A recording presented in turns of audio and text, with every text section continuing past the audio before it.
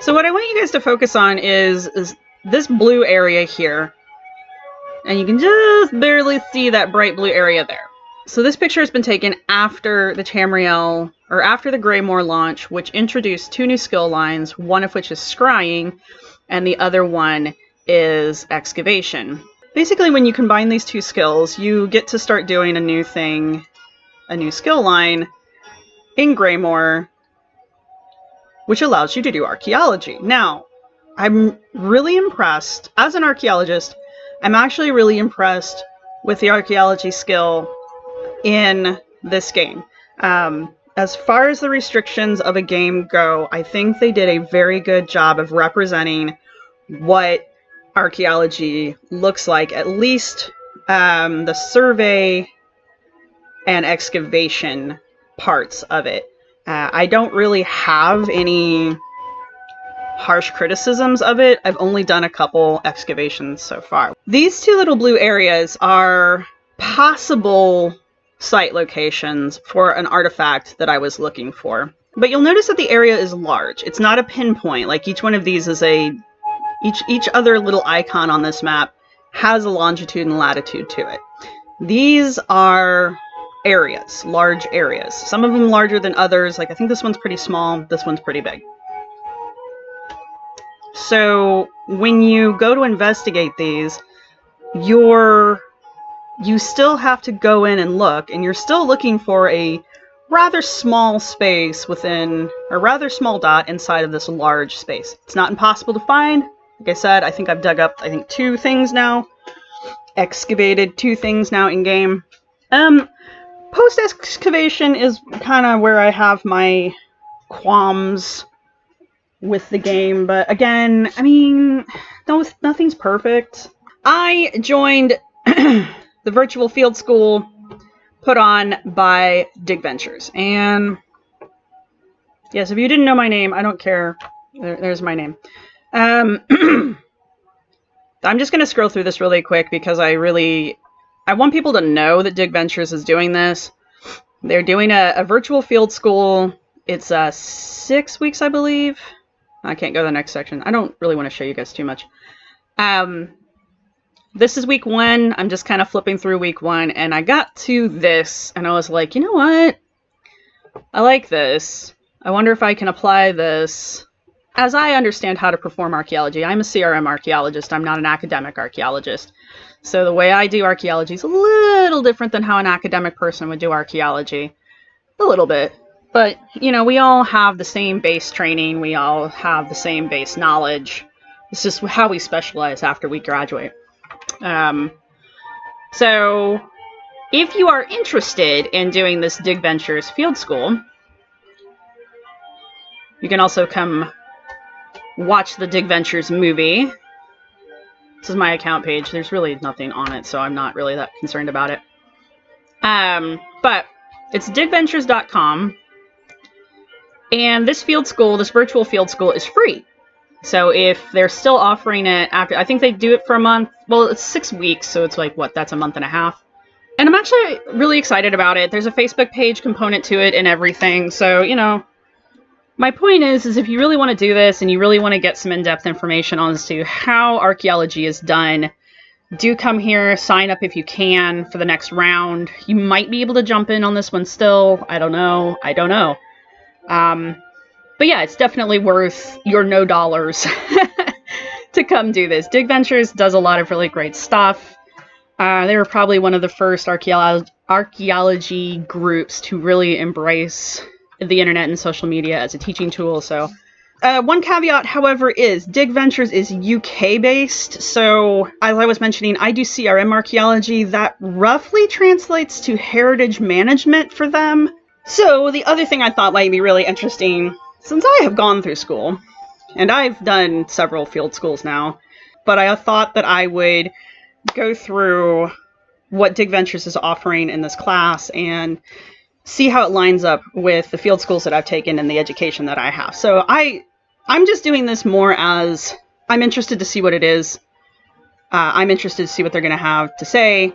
I might do more of these style videos But I'm not going to walk you guys through every little thing that they say here because I want you to go sign up for it yourselves. This is not DigVentures. As you can see, this is the unofficial Elder Scrolls page. We're shifting into the Archeo gaming aspect of all of this now. So because of quarantine and curfew, I told you I'm in Philly. We're not allowed to leave our houses right now. Kind of, sort of, not really, but either way. And just in general, the United States has the U.S. has a lot of laws that prevent you from digging willy-nilly wherever you want to go. And just from the way it was kind of mentioned in the DigVentures literature, I'm going to guess we have more restrictions than the UK has, but that's just me making an assumption. So because of that I can't put a physical trowel to shovel. Wait, trowel to dirt. Whatever. My point being, I thought it might be really interesting to apply this checklist to Elder Scrolls Online, which I have thus far proven that you can successfully do a phase 1 survey, which is usually a very early survey, consists of either pedestrian survey and or shovel survey. We did pedestrian survey for obvious reasons, but now with the Greymoor expansion, we can quote unquote excavate. So I want to apply this checklist to the new Greymoor material as an excavation, and I want to see how it translates. So this is real world archaeology being done in Elder Scrolls Online. First things first, we've got this checklist. I think this is a great checklist, first and foremost. This is the test pit checklist put out by DigVentures for their field school. Go away.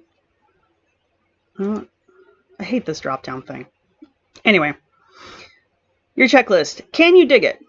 I have permission. I have checked and can legally dig here. That's very, very important. I have checked and there are no protections in place. So one of the things that the U.S. has is, well, we have NAGPRA for one. We have Section 106 for two. And we also have a lot of other smaller laws that kind of tie together that basically restrict where you can dig for any variety of reasons, be it it's a historically protected place, it's public land, you're not allowed to dig on public land, which would be parks, national forests, city, yeah, any kind of nature preserve. You know, all the places you want to go dig, you can't dig there. If you don't own it, like the deed to the land is in your hand, you can't dig there legally. It's not legal. You also can't collect artifacts there. It's considered a form of looting. It is illegal.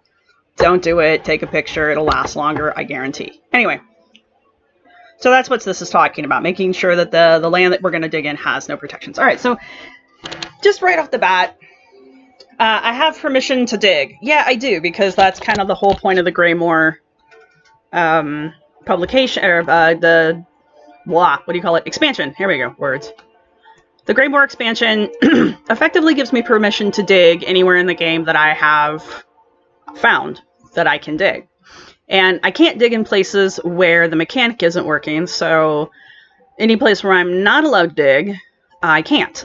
So I have checked and I can legally dig here. Well, okay, so if this was the real world, again, we would have to go and check laws, we'd have to get permits and that kind of stuff. But since we're in a video game world, legality is kind of up in the air, I guess, because it's not illegal to dig there. And there's also no game mechanic for, like, game hostility, so basically, yeah, we have legal permission to dig in the game. Again, it's a game mechanic. If I can't dig someplace, it will not physically let me dig, because there will not be an option to do so.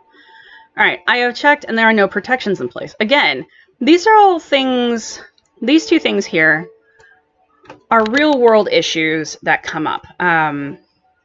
I can't, even if I am, well, I am an archaeologist, even as an archaeologist, even as if I were a registered professional archaeologist, that doesn't give me permission to just go find a hole and start digging. It doesn't give me permission to go to another country and start digging. Having the training and having the certifications and all that good bullshit does not mean that I am now capable of just going and digging anywhere and anything I want. I still have to get permits and permission from a bunch of different people. Sometimes it can be as much as I've got to get permission from the country, permission from the state, permission from the county, permission from the local area. If there are any tribes involved, I have to have permission from the tribes that will be affected by the area where I am planning on digging. So that's like 5 different layers of permissions that I have to go through just to excavate. In the game, we don't have that. Just because the game doesn't have a mechanic for that. I don't know how you would even go about it. It would be interesting to me to maybe they'll upgrade this skill line in the future to be like you have to go get permission from the nearest town or something to excavate, but I don't know. Don't know. All right, should you dig it? We can dig it, he can dig it, she can dig it, dig it, dig it. Should you dig it? I reviewed the ethical questions. So the ethical questions can come down to, is the site endangered? If the site's not endangered, leave it alone. The best way to preserve a site and to preserve artifacts is to leave them where they are. I know it sounds counterintuitive, but that's the best way to do it. Now, if a site is threatened, or yeah, if a site's threatened by like development or environmental things, like right now with all of the permafrost melting, we're seeing a lot of sites that are basically melting out. If your site's along a bank of a river or a stream, sometimes it'll erode away, and what endangers it there is that you will lose the site completely. Like, you're going to lose the site when you excavate anyway, but if I'm excavating the site, I'm also then recording everything that happens through pictures and maps and a bunch of paperwork. We're also recovering everything that we can from the site that we then take back to a lab for preservation. If I just let the bank erode it out, I'm going to lose it all. I won't have anything. I won't know anything about the area. I won't know anything about the site. So that's kind of where the ethical question comes in. Does it need to be preserved? Does it need to be rescued? Then if it does need those things, then yeah, we should go in and dig. If it doesn't, again, just leave it alone. Other ethical questions could be, do the people want me to dig it? If I'm digging on a property that has indigenous right claims to it, then I need to speak with those people, regardless of what country I'm in. I need to speak with their committee, council, whatever, whoever their decision-making body is, and be like, hey, do you even want me to do this? If it's their archaeology and they say no, personally, I mean, yeah, that's a loss for the great world of archaeology, but I shouldn't be going against the wishes of the people who are going to be most impacted by it. So if they say no, then ethically I should not dig. That's my personal opinion there. There's an argument to be had. I know what I need to do if I find something significant. So here's, I think, where the game falls a little flat is, this isn't DigVentures falling flat, this is the game. After you excavate the artifact, you can do whatever you want with it. Well, within a very narrow set of parameters. Basically, once you dig up an artifact, you can either store it in your house, I think you can put them in your bank, or you can sell it. Those are your only options. You can't donate it back to the Antiquity Circle. You can't take it to the local museum area and donate it to them. Your options really in game are keep it or sell it. And it has no value game-wise, game mechanic-wise, past that. If you preserve it by saving the artifact, you don't get any bonuses, you don't get any XP, you get nothing. So really the only thing that you can do in-game that gives you any benefit is sell it. I don't like that mechanic. Considering how much detail they put into the excavation process of this, I'm a little disappointed they fell flat there. I mean, the option to donate it would have been great. Nearly every zone that I have examined has some kind of museum or historical group part of it. Or, you know, worst case scenario, take it to, I guess, the Mage Guild, the local Mage Guild, and donate it there. Just having the option of being able to donate it would have been nice. So now we get into the parts that I'm really interested about here. Have you done your research? The first thing here is, yep, I know as much as I can about the site. Now remember, on our picture here, this is going to be our site. We don't know exactly where in here the dig spot is, where the artifact is. We're going to have to do a survey. We're going to have to run transects, or that's what we would do in the real world. We'd run transects where we would usually you find north on your compass and you walk straight lines all the way across. When we get to the site, we'll evaluate the site and see what kind of survey tactics going to be the best there, and we'll go with that. And there's also the possibility remember there's like at least 2 locations. There's a possibility I get here and there's nothing there, which is why having a way of systematically surveying is important, so that you're not constantly repeating yourself and just, you know, running here and then running back over here, then running here, and oh crap, did I survey over here? And did I do here? Oh wait, what about over here? I forgot. Oh, have I even looked in the center yet? You know, this way, if we have a systematic way of surveying, we know we're going to get everything and we're going to see it. The other end of this is doing research, which is why I brought this page up. I have found that the unofficial Elder Scroll pages is probably one of the best, if not the best, wiki. It's a wiki for Elder Scrolls. So we're going to do something that I don't usually do in the game, because I like to play the game blind. But if I were doing this, if this was I hate to say real world, because the game is a real world in the theoretical sense of the word.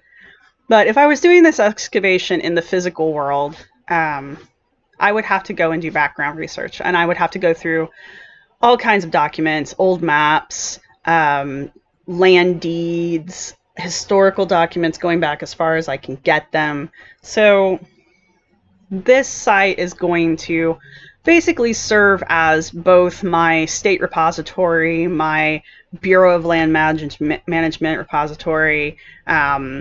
Usually the State Historical Society also gets hit up. The local historical society of an area would be checked for things. And also we do live interviews, face-to-face interviews with people, but those usually happen in-field. All right, so we're going to jump into the game now, because first off, we got to find our site.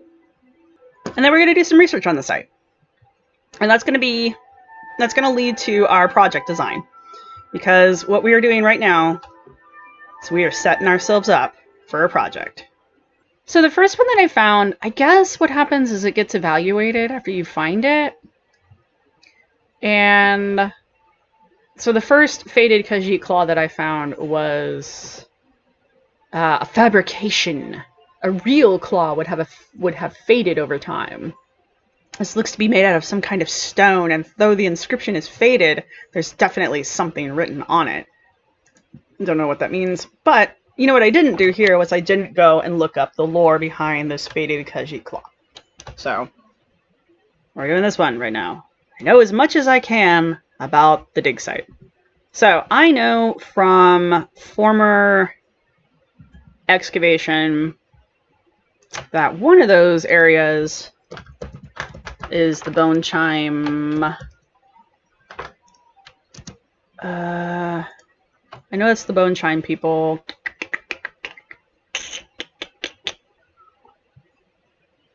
There it is. Oh, man.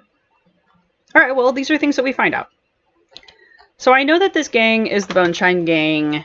They hang out around the Prowl. We don't need to go into the Prowl. I just know that from the map because I surveyed over there. Which makes... This is why we survey, because now I'm familiar with the area. I know what's over there. Alright.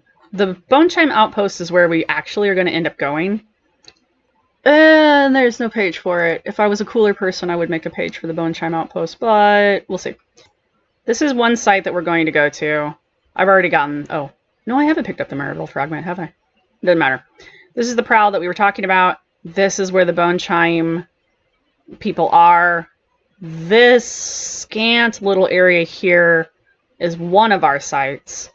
Yeah, right. So here's Maryvale Farms. This is part of the Stitches area. There's the... Okay, so I was way off because that's the Dragon Landing spot. So let's double check that on our map. There we are, Maryvale. This area. Ooh, ooh, ooh, I forget it zooms in. Holy crap. Zoom out. There we go. Alright, so we've got, I think it's this area here, which actually doesn't look too bad. Each one of these dark spots is a structure of some kind. It might be a house. We're near the Maryvale Farms. This might all be farmland. So we'll be looking for a artifact in a historical location. So this will actually be pretty cool. Alright.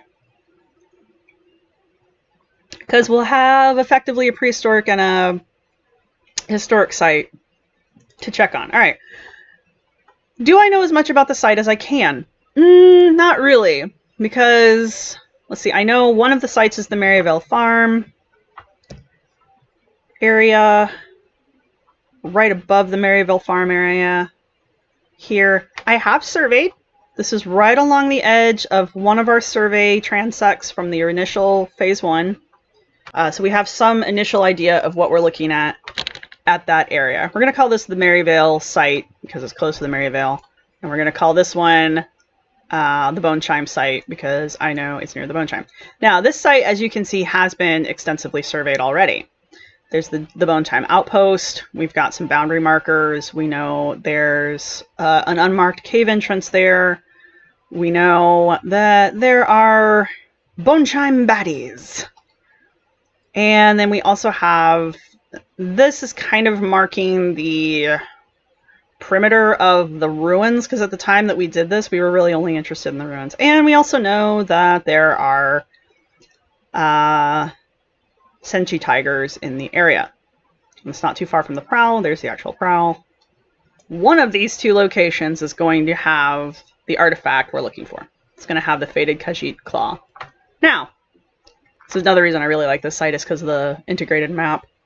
So the Maryvale Farms is a collection of plantains in southern, northern, elsewhere. It's also referred to as Maryvale. The primary crop is moon sugar. So I now know a little bit about the current use of the land. Isn't that pretty? God, their concept art's just gorgeous. I've also done the quest in this area, so I don't have to worry about storyline quests, but because I've done the quest, I know who the land belongs to, I know who the landowner is, the landowners, because there's a couple different farms. I think there's 4? Yeah. There's 4 different farms here. There's the Fragrant Moons Plantation, the Honey Breeze Homestead, Sweet Farmers Farmstead, or Sweetwater Farmstead, and Maryvale Farms, which is the largest. And Rigger. God, we love Rigger. He's such a sweetie. Roz is around here somewhere. There he is. There's our Roz. We like Roz too. Alright. Now, what I like about this site is it gives us a lot of information that I would need to look up. I know, archaeology is so interesting, but it is. It really is. So the Maryvale Farms, it's a historical site. It's a historical farm site. It's still active. They are still farming the land. I've done all of these now. They're a lot of fun. The Home Sweet Home storyline, if you haven't done it yet, it's pretty fucking funny, actually. So, Maryvale Farms... we know there's a sky shard. I have found that there. Alright, zone-wise, we know it's in the Tenmar borderlands. We know that the Tenmar borderlands are inside northern elsewhere. We know the rough location is between the Sunspire Dungeon and the Red Hands Run, which is a delve. These are all things that I know because I've played the game. Musum's Mansion is part of the Fragrant Moon Plantation. I wonder why that's there. There's a couple different houses. I think it's the only one you could get inside of. Same thing with the storage cellar. I think these are the only 2 occupied buildings that you can get into. Okay, so this is what we can find out about the Maryvale Farms. So here's our next thing. We know Maryvale is in the Tenmar borderlands, which means the area that we're going to go look at is on the border of the Tenmar Because remember, this is part of the Maryvale Farms. This is all Maryvale Farms here. So this is just outside of the Maryvale Farms, which means it's on the border of the Tenmar borderlands and also the Stitches. So I'm going to pull this up. This is the Northern Elsewhere. This is the zone information for Northern Elsewhere. And the reason this is important is because, as you can see here, there's multiple cities, settlements, farms and plantations, all kinds of stuff within Northern Elsewhere. Obviously, I play this game. All right, Maryvale Keep. Let's see. Thick as thieves. Long ago, before this kingdom was shattered into the tattered scar of Inequia, it was known as Maryvale, and its people made sweet sugared brews that could raise your spirits to the stars. All right, Dragon Prowl. The Prowl's Edge on Dragon Scar. What I was looking for, see, it's east of the Prowl. The Prowl has a lot of ruins on it. The Dragon Scar has, as you can see here, ruins on it. The zone was what I was really looking for. So we know that this is all in the high savanna area. And that's important.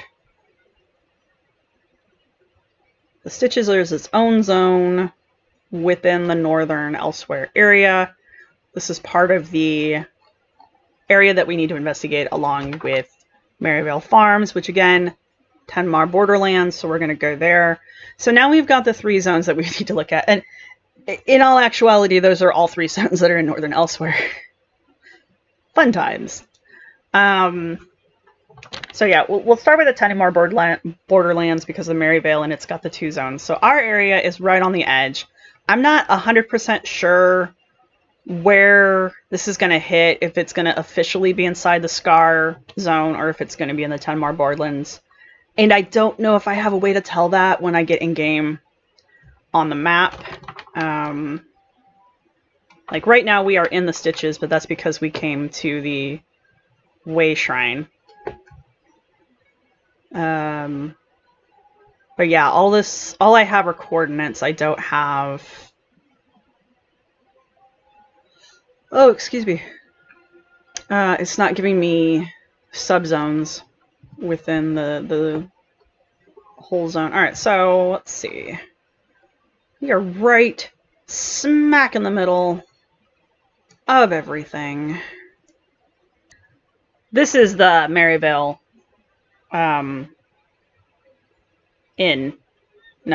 Keep. Maryvale Keep. That's Maryvale Keep. So that's within the Scar. This is a road that goes around the mountains.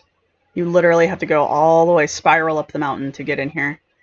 But I can also come around and go straight through here, and then it brings me down to the Maryvale Farms. So remember, this part is Maryvale. Maryvale is inside the Tenmar borderlands, which means this area is Tenmar borderlands. So this area could be a 50-50 split. Tenmar border area could go all the way up to this mountainous area here.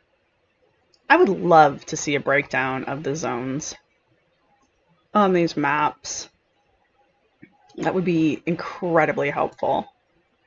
It is entirely possible, I have not yet confirmed this in-game, that this area here is the old Khajiit kingdom of Maryvale.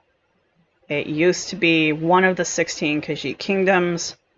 I know this from prior research, and so we're looking at Maryvale. I'm just going to talk you guys through the process, honestly. Now, I will tell you this. It is not this easy to do research in the real world, because everything is not listed out so nicely like this. And yeah, I guess you can go to Wikipedia, but oh my god, that is not actual research in real archaeology. Here it works because this is game lore, and this site has done a fabulous job of keeping the game lore. So there's a larger conversation to be had there. Alright, so Maryvale Keep. We know our site's in between Maryvale Keep and the Maryvale Farms. Maryvale Keep is inside the stitches. Maryvale Farms is on the Tenemar Borderlands. Right here on the keep, we've got this nice little quote talking about Maryvale and its people.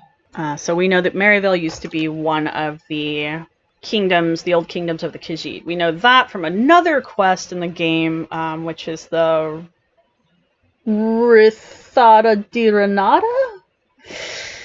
I may have said that wrong. Anyway, that tells us that. Now, in order to know all the details of Maryvale, you have to follow the Elder Scroll games themselves all the way back to the very first game they produced, which was called Arena. I think it launched in 1997. Now, in real-world archaeology, I would do that. This would happen. I would go to I would look up all of the information I could on the Maryvale Keep as a structure and as the land. And then I would follow that information as far back as I can get it. And sometimes, like here on the, what side am I on? East Coast, we can sometimes follow land deeds all the way back to royal decree. So the people came here in the colonies and they were bequeathed. Well, I mean, it's Pennsylvania. We know, we know who gave Penn the land. But that's the kind of thing. Now, within that, Penn started dividing things up. Shit moved around. Stuff exchanged hands. Move on, move on, move on. Now we're into the modern day. You know, we have plot maps and land deeds. And, I mean, you can go online and see what your neighborhood plots look like just sometimes on Google. But the further back you get, it gets a little bit more difficult, especially when it's somebody who's not quite as famous as William Penn.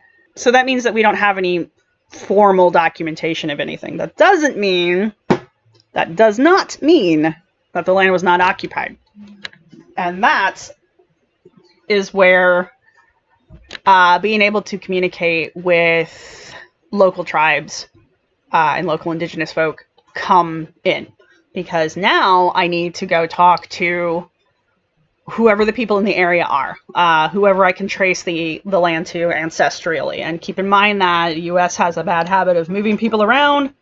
So just because I'm in Indiana doesn't mean that the tribes I need to speak with are going to be in Indiana. They could be in Texas, because I know that happens here in Pennsylvania. I know, I think there's 5 different tribes that have representation here, and only one of them is still located in the area. We're digging up we're looking into Maryvale Keep. We go all the way back that we can here. We've gone all the way back as far as the online game is concerned, which would be modern era for the purpose of this. So I want to go deeper into Maryvale Keep. I know it goes back further because I have this tantalizing little quote from what I would consider an informant who is Rakir Dro, which is someone of some importance because of the honorific on the edge of their name. Again, all of this I know because I spend way too much time in this game, and I love it.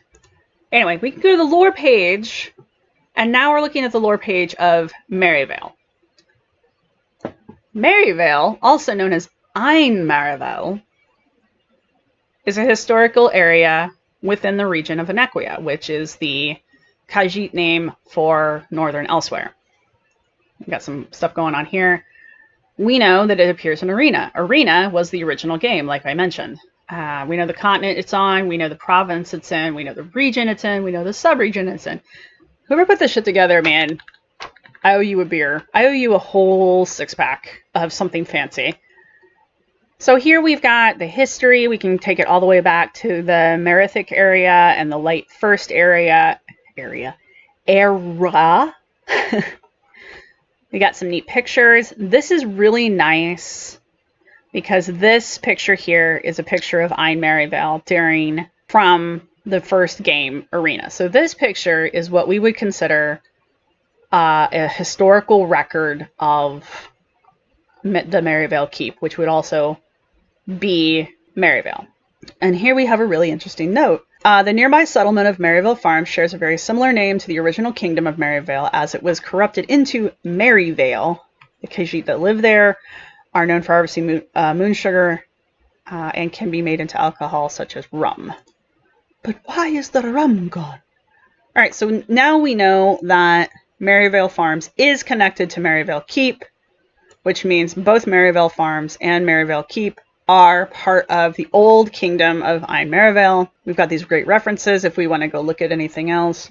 And then through all these references, we've synthesized this great lore page that has as much history as the game has released about about Maryvale. I know that I can get more information on Maryvale.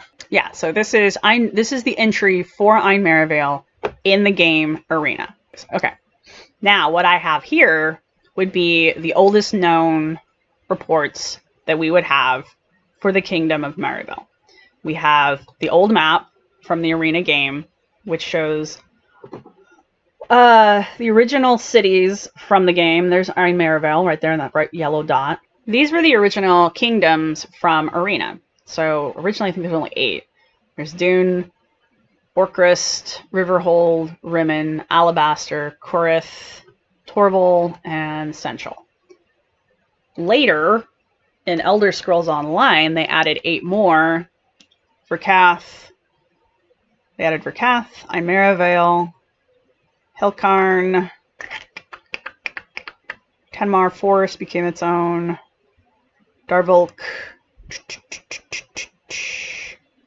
Linmont, I believe. And out here is Cathari's Keep.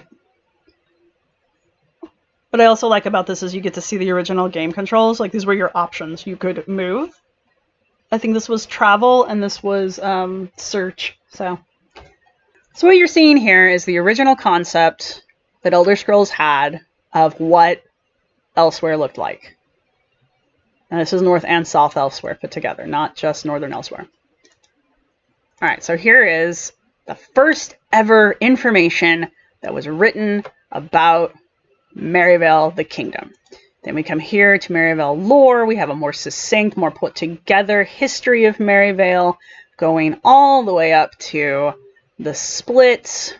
All right, so that brings us all the way up to the split, which occurs between Maryvale Keep and Maryvale Farms that now exist within both Tenmar borderlands and the Scar. So now we know everything that we can know, including we know who owns this place now, we know who the occupants of it are, we know who has control of the Maryvale Farms, we know that there's 4 different farms in the area, we know who the people who inhabit it are, we know who the owners are. So if I was doing this survey, God, have I bored you to death yet? If I was doing the survey in the real world, I would then contact each of the owners of these plantations to allow them to know that we will be doing a survey in the area. I would contact the current owner or keeper of the Maryvale Keep to let them know that we were doing a survey in the area, just so they are aware. I would try to locate anyone who would be a representative of the native peoples from the area if they were still present, but I don't think there are any in this game here, or this zone, I guess I should say.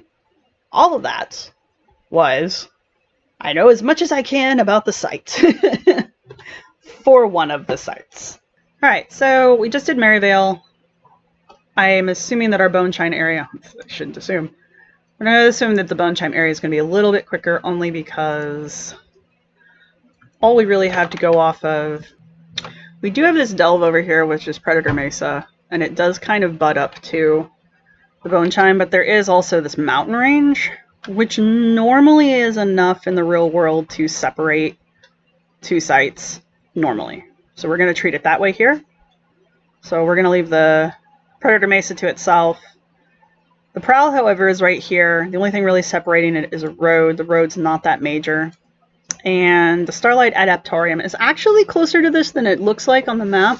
Yeah, that's 3531 and 3580. So there's only, if we're going to call these meters, there's only 0.5 meters. So I think because it's only half of a full meter away. Anyway, doesn't matter. We're also going to look at the Starlight Auditorium. So that'll give us a little bit more information about this area.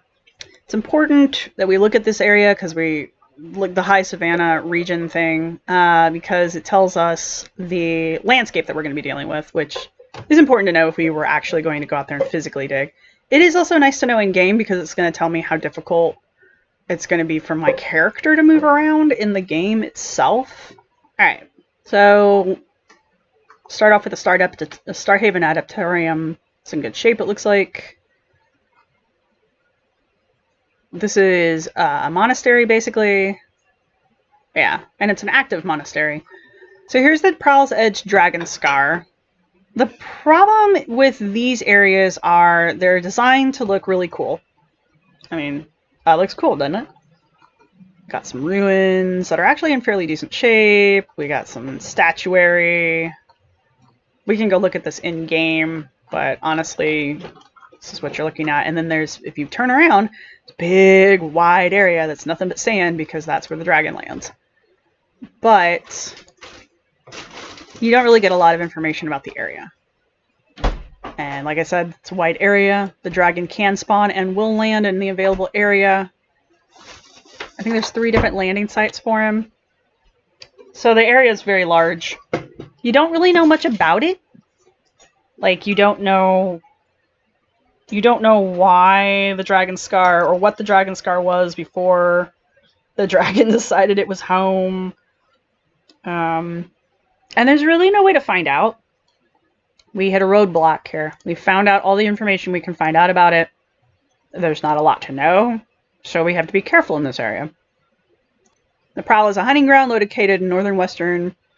It's been overrun by a group of poachers following the dragon attack. So we're going to put some things together here. So we've got, there was a dragon attack and the Prowl, and the Bone Chime gang came in. So we can maybe add that whatever dragon is that spawns here in the Dragon Scour is the same dragon, quote unquote, that destroyed the Prowl area.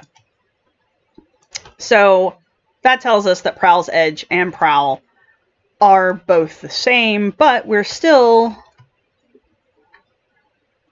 don't have a lot of information about the area. What used to be here, it's a very large area. There's a lot of ruins. These are modern Khajiit houses, as you can see, with some tents set up by the Bone Chimes. So we know that there was modern occupation in the area before the dragon attack. There is not evidence of housing in the area here, but you'll notice that this looks very similar to the auditorium. You know, can we assume that this is some kind of temple? These are not usually statues we see in temples. Okay, so this is the Starlight Auditorium, which was what we should have been looking at. Sorry. Again, another monastery in the area. Look at the distance between Starhaven and Starlight. You know, it's in walking distance of the Way Shrine. Oh yeah, because I could have just gone to the Way Shrine. Anyway, again with the Prowl, I don't think, judging by this distance here, I don't think our Bone Chime area is going to actually be associated with the 2 auditoriums. And I'm willing to bet that this auditorium, if this was the real world, the physical world, I would link the 2 auditoriums together, saying that they're the same site, that this was clearly an older abandoned area, and that the Starhaven Auditorium is the one that's still in progress. We do know that in the history of Elsewhere, they've been attacked multiple times by dragons. This isn't the first time that they've been attacked by dragons. So here's the Prowl's Edge Dragon Scour. It's pretty large. Here's the Prowl. Here's where we're going. I'm going to guess this area, this Bone Chime area, is probably associated with the Prowl. Probably is the city or the non-religious area that was attached to the Starhaven and the Starlight area. That would be my guess. Again, there's mountains here separating the Prowl's Edge off from everything else over here, except for maybe the Bone Pit. And then we've got these desert wind caverns. Again, there's a mountainous area right here that's going to act as a natural border to keep these areas separated. And we're going to, you know, real world, we're going to obey this these natural breaks. All right, so we can't really take any of this any further back than it is. So we can't really know anymore. So I know as much as I can about the site. Yes, that is a true statement. All right, so I've put together a mini project design. Their project design, again, this is UK versus American terminology. Their project design just means project plan. So our project plan in-game is that we are going to go and do a systematic as we can, transect search of these two areas. And we're gonna do the area over here by the prowl first. All right, so remember I was talking to you guys about the natural line here. So there's those mountains that are breaking up the area. You get to see them in real time. We're gonna avoid the lions if we can. Defy some physics. Or not. Okay, we're not gonna defy some physics. Sometimes it'll let you run up the edge there. Get off my lawn. Alright. Has been forever since I've been in the game. Isn't it beautiful? Ah, love this game. Alright, so remember I was talking about that natural mountain range. Or natural plateau. I think that's a plateau, actually. In my area of archaeology, I don't usually have to worry about sentient tiger attacks. Or animal attacks, really. I think the scariest thing I've had to deal with in field was the potential for bears and wild boar. And I think the scariest thing I've ever actually... Oh no, that black mamba was pretty fucking frightening. That was a little scary. But I was going to say the turkey. I got chased by a wild turkey. Always a good story. I have no dignity, it's fine. So we are at the furthest point. Yes, I've renewed the potential risks, sentient lions. Remember I was looking at all the wildlife that was around there. So there's those risks. We are now at our site. So then the final thing on our checklist here from DigVentures is, do you have the tools? Do you have the right tools? Well, the game provides us with the tools, so of course we have the right tools. Alright, so we really don't know much about the area. We know they're ruins. We know there's the Bone Chime Outpost. We're not currently associating it with Predator Mesa for reasons that I think would be obvious. Mountain range, keeping us from associating it with the Desert Winded Caverns. We don't need to go into the Prowl because the game has so helpfully outlined our site for us. But we do need to be aware that the Prowl is there. We need to be aware that the Auditorium's there. Again, not associating the site with the Auditorium. I feel like there's enough space there that these are their own thing. And I'm honestly just associating the two Auditoriums together because I don't see a reason for there to be two, basically, monasteries that close to each other without them being associated somehow. So I'm sure if I go into the area, I can find some ruins between the two of them that would allow me to logically connect the two. So there's that. Alright, so this is the far wall of the Bone Chime Outpost. You probably can find it a lot quicker if I stop collecting every goddamn thing I come across, but that's not going to happen. So these are the ruins. These have already been surveyed in our phase 1, so I'm not going to take the time to survey them again this time. And I know that the overall location... Yeah, so now we are inside the site. I know that the overall location of the artifact within the site will change, right?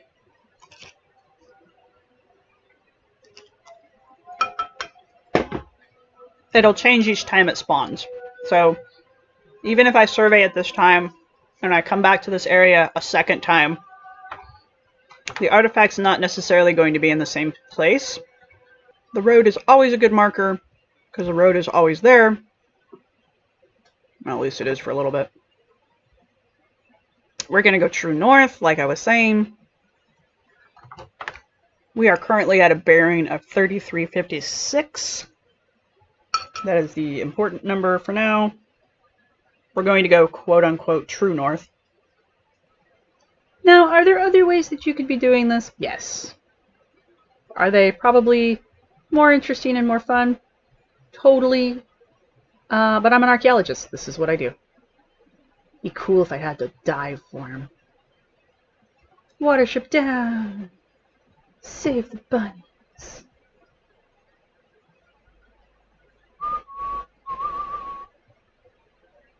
Huh. What if this one's a glitch because of that? Oh, nope. There we go. Yay. Alright. Maybe I can actually excavate this for you guys. Alright. So, now we're going to excavate. And we're going to record this. And you guys can watch this live. But I don't think we get to the excavation part of the DigVentures thing for quite a while. I'm going to start this before someone shows up and takes it away from me. Alright. I really like this. Yeah. I don't know if anybody's watched anybody else do this, but the first thing we're going to do is we're going to auger. It's going to help us find out where stuff is. And the more green an area, the more... Okay, wow, we're not even anywhere near close there. Alright, there's yellow.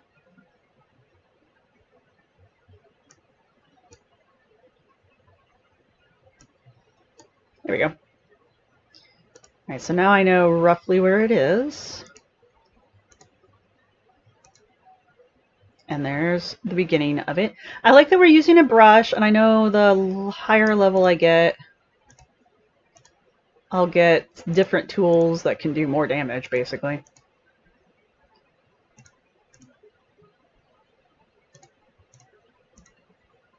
But, alright, so now I can search for other things.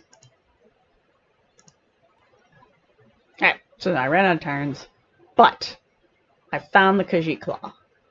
That's the important part.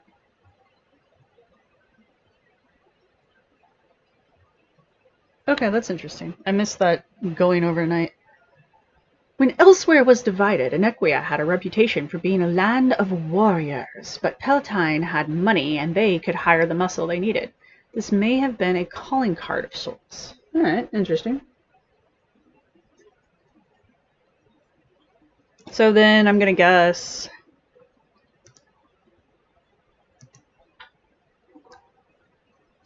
Yay! My skill went up. So I'm gonna guess that my, Woohoo! I'm an initiate! Ooh. Take that, MA.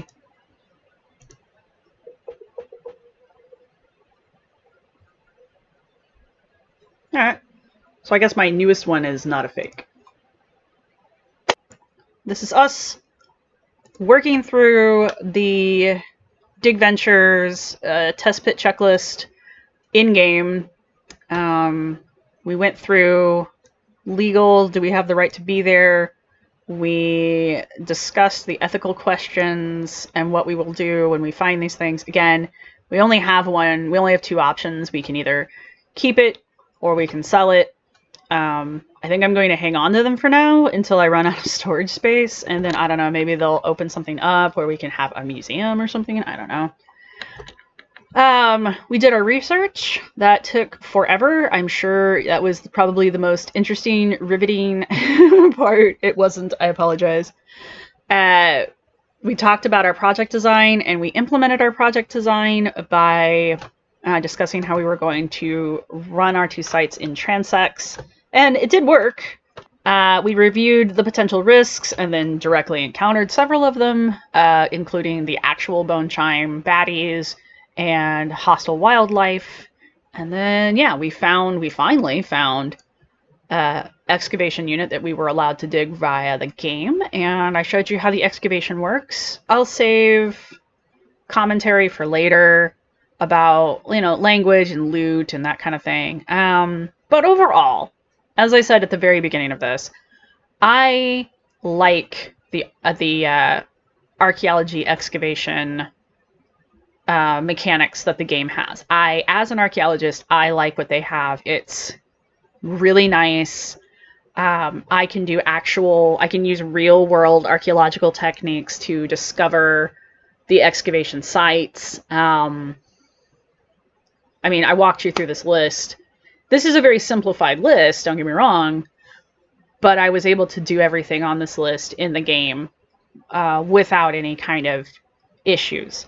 So yeah, I'm enjoying the DigVentures online field school, and I am enjoying the new archaeology excavation skill line in Elder Scrolls. And as I continue to move through the online field school through DigVentures, I'm going to make a few more of these videos. So yeah, thank you all for sticking this out. I hope you all enjoy it. Talk to everybody later.